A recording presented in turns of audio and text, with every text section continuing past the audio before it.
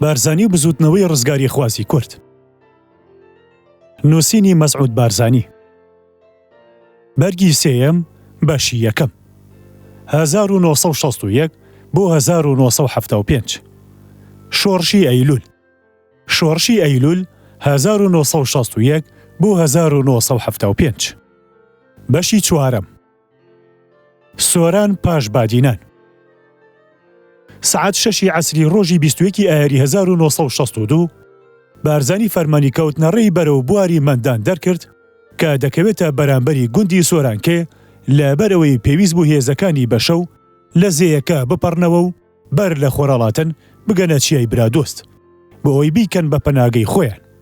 پێش ئەو کەوتنە ڕێیە گەڕانێکی زۆر بە ناوچەی بێخمەدا کرابوو بە مەبەستی دۆزینەوەی بوارێکی وە کە لە بەرچاوی هێزە نیزامیەکانی حکوومەت و جاشەکان دوور بێ کە لەو ناوچەدا خەڕ ببوونەوە و چاویاندا بڕیە هەر شوێنێ بۆ لێپەڕینەوە بشێ.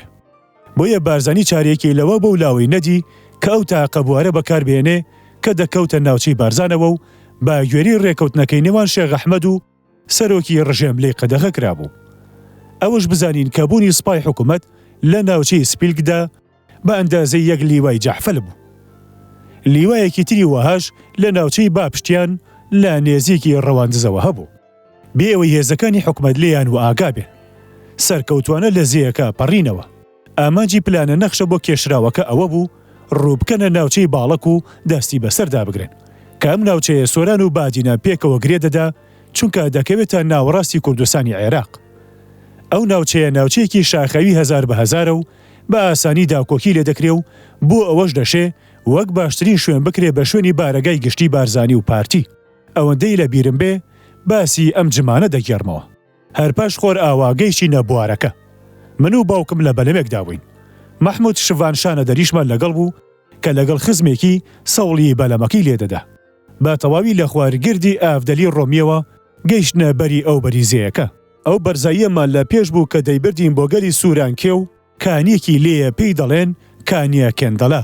بەر لەوەی دەست بدەینە سەرکەوتن بەسەر ئەو بەرزاییەدا باوکم تفەنگە تایبەتێکی خۆیدایە دەستم و وتی ئەگەر بتوانی بە درێژایی ڕێگەکە هەڵی بگری دەڵێم شایانی ئەوەیت پێشمەرگە بیت. تفەنگەکەم لێ وەرگرت و بامەلمدا کردمە شانم. لەگەڵ تاخمێک پێشمەرگەی تازە هەڵچوو کە یەکێکیان مستەفا عەبدوڵڵا کێرکەمەوەی بوو. دامە سەرکەوتن بەسەر بەرزاییەکەدا. بێوەسان هەر ڕێمان دەکرد تا گەیشتی نالووتکەکەی. ئێجگار زۆر دڵم بەوە خۆش بوو مەرجەکەی باوکمم بەڕاز وەرگرتە بوو. جێبەجێکردنیشی کارێکی زۆر ئاسان بوو لام. دڵم بۆ ئەوە لی دەدا بەڵگا بۆ باوکم بهێنمەوە کەوا لە منداڵی دەرچوم و ئازار و ناڕەحەتیم پێ لە ئەستۆ دەگیرێ. کە بارزانیش گەیشتە شوێنەکە و چوومە لای. لایەکی لێ کردمەوە و بە زەردەخەنەیەکە و پێیوتم بارەکەڵڵا بەڕاستی گەورە بوویت و شایان و لێوەشاویت. لە ئەزموندا سەرکەوتی. نازانم چۆن باسی ئەوە بژێرمەوە کە ئەو پێ هەڵدانم لە دەمی باوکم بیست. چێ بەختەوەریەک دایگرتم. لا 22 ئایاردا بارزانی فەرمانی بە پیاوانی هێزەکەدا بۆ ئەوەی کۆ ببنەوە بۆ وەرگرتنی ڕاستپێری لەباری هەنگاوی دواتر. فەرمانیدا 3 ڕۆژ بۆ خۆیان بحەسێنەوە. لەو 3 ڕۆژەدا هەموو هێزەکە بەسەر کرایەوە تا بزاندرێ پێویستیان بەچیە و چێ ناتەواویەکیان هەیە بۆیان پڕ بکرێتەوە. بەرەو ناوچەی باڵک. سەرکردایەتی شۆڕش ناوچەی باڵکی هەڵبژارد بۆ ئەوەی بیکا بە بارەگای خۆی چونکە یەکێک بوو لە شوێنە هەرە گونجاوەکان و یەکێک لەو شوێنە هەرە سەختانەی دوژمن بە ئاسانی زەفەریان پێ نابات. زنجیرێک چیای گەردنکەش ئەم ناوچەیی لە هەموو لایەکەوە لە باوەش گرتووە و دەشکەوێتە ناوەڕاستی کوردستانەوە و ڕێگا استراتیژیەکەی هاملتۆن بە نێوانیاندا تێدەپەڕێ و دوو کەرتی دەکا و لە حاجی ئۆمەران پیران شەهریشەوە عێراق بە ئێرانەوە دەبەستێ. دوو چیای هەندرێن و زۆزەک وەک دوو بربەستی قایم و پتەووان. پاش ئەوانیش چەندین بربەستی سروشت کردی تر هەن هەموو بۆ ئەوە دەست دەدەن هەریەکەیان بکرێ بەهێڵێکی ئەسووری وایدا کۆکی زەحمەت بێ بسم ڕێ و کەس لێەوە بچێتە ئەو دیو. هەر بۆیەشە هەموو ئەو هەوڵ و تەقەلانی هێزەکانی حکوومەت لە ساڵی 1965ەوە دەیاندا بۆ ئەوەی ئەم ناوچەیە داگیر بکەن و گەشەوەیەکی داگیرکردنیان تێدا بەکاردهێنا. هەمووی بە هیچ دەرچوون. گەڵاڵە ناوەندی ناحەیە و تا ساڵی 1970 سەر بە قەزای ڕەواندزی پارێزگای هەولێر بوو. پاشان قەزای چۆمانی لێ دروستکرا. ئەم قەزایە ئێسەش لەباری بەڕێوەبەرێتیەوە سەر بە هەولێرە. پێشەنگەکانی هێزەکانمان لە 28 ئایاری 1962دا گەیشتنە سەری بەردی کە شوێنەکە لە سیدەکان لە دۆڵی نافرۆیی. پێکدادانێک لەسەر لووتکەی سەری بەردی لە نێوان مافرەزەیەکی ئێمە و تاخمێک لە سۆفیە جاشەکانی برادۆستیەکان ڕوویدا. لە ئەنجامدا ئەوان شکستیان خوارد و لاشەی 4 لە کوژراوەکانی خۆیان بەجێهێشت و ئێمە شەهیدێکمان لە پێشمەرگەکانی خێڵی نێروەییدا. لە 29 ئایاردا هێزەکانی شۆڕش چوونە گوندی بێشێ و گوندەکانی دەور و پشتیان ئازاد کرد. دانیشتوانی ئەو گوندانە با قەدر و حورمەتەوە پێشوازیان لێکردین و بە خێرهاتنێکی ئەوتۆیان لە پێشمەرگە و کادرە پارتیەکان کرد لە هەموو سنوورێک بە دەربوو. پێیان وتین ئێمە چاوەڕێی هاتنتان بووین. ڕاستەکەشی هەندێکیان ئەندامی پارتی بوون و لەگەڵ گەیشتنی ئێمەدا هەلی بەشداریکردنیان لە ئەرکی نیشتیمانی خۆیاندا بۆ هەڵکەوتبوو. پاشان هێزەکانمان لە بەرزاییەکان ڕا پەڕی نەخوار بۆ پردی بەرسیرین و بەرزاییەکانی ئەمبەر و ئەو بەری پردەکەیان گرت و دەستیان بەسەر گەلی دۆڵ بالیزیشدا گرت.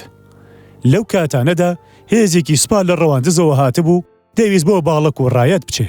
نەیان دەزانی ئەو ڕێگایانە کەوتونە تا دەستی ئێمە. لە پڕ بەرەو ڕوویان بووینەوە. سەرجەمی کاروانەکە خۆی بەدەستەوەدا و نەفەرەکانی هەمووی بەدیل ژیران. لەم پێکدادانەدا 6 لۆری جۆری زیل 2 ئۆتۆمبیلی جێبی سەرکردایەتیمان گرت. ئەو چەک و جبەخانێشی کەوتە دەستمان فرە زۆر بوو. بەڵام چارەنووس لە چارەی نووسی بووین ئەو چەند سەعاتە پڕ بەختیاریانەی سەرکەوتنمان هەروە بەخۆشی بەسەردا تێ نەپەڕن. بێ ئەوەی شتێکی وا ڕووبدا بێ گەردیەکەیمان لێڵ و تەماوی بکە. ئەوە بوو لەو ڕێکەوتەدا شۆڕژێکێ لە سەرکردە قارەمانەکانی خۆی لە دەستدا.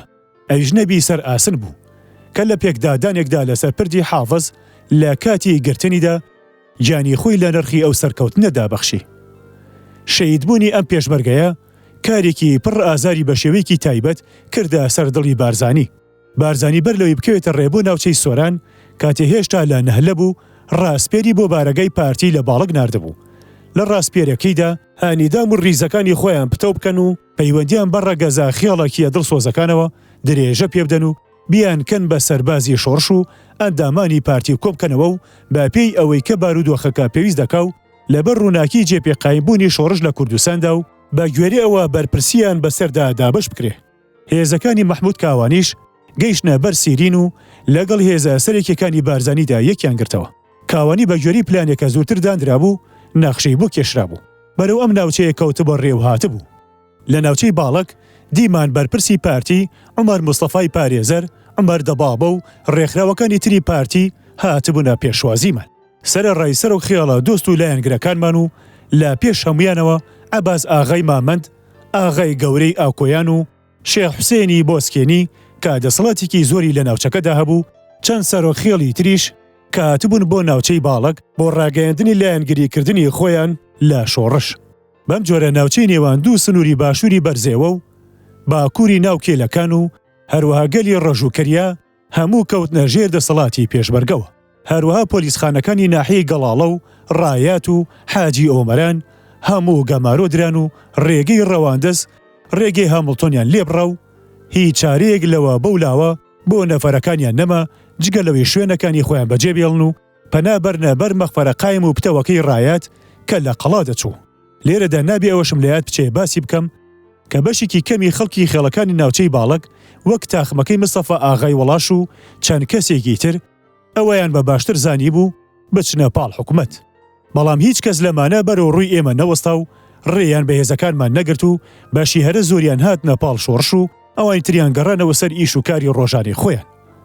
بەرامبەر بەمانە لە ناوچەی باڵک و ڕەواندز کەسانێکیش هەبوون پشت پێ بەسراوی نێزیێکی بارزانی بوون و ڕۆڵی نیشتیمان پەروەرانی بەرچاو و دیاریان هەبوو وەک شێخ عوبەیدوڵڵا کەمالی زادە لە گوندی زینوێ و عەبدولوهاب محەممەد عەلی لە گوندی بێشوکی نزیک ڕەواندز.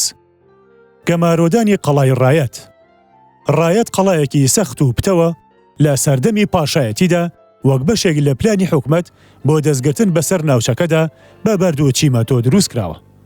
جێگی فەوجێکی تەواوی تێدا دەبێتەوە و دەتوانێت ماوەیەکی درێژ لە ڕووی گەمارۆدا خۆی بگرێ و بەربەرەکانێ بکە.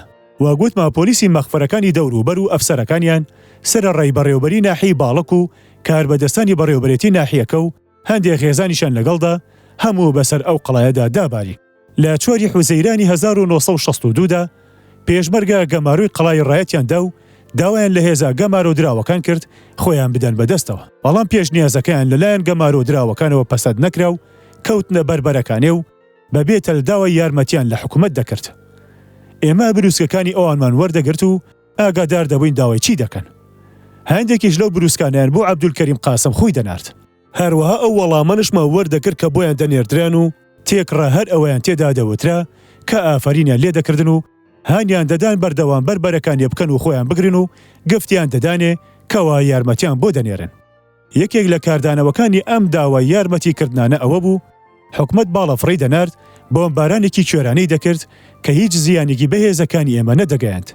جاروباریش باڵەفڕە دەهاتن ئازوخە و فیشک و کەلوپەلیان بە چەتر بۆ گەمارۆ دراوەکان هەڵدەدا، بەڵام لەم هەموو هەوڵانەدا تەنیا یەکێکیان نەبێ ئەوی تر هەمووی ژێرکەوت لەبەر ئەوەی هەڵیان دەدا دەکەوتە دەستی هێزەکانی ئێمە. ئەم گەمارۆیە نێزیکەی 2 هەفتەی خایاند.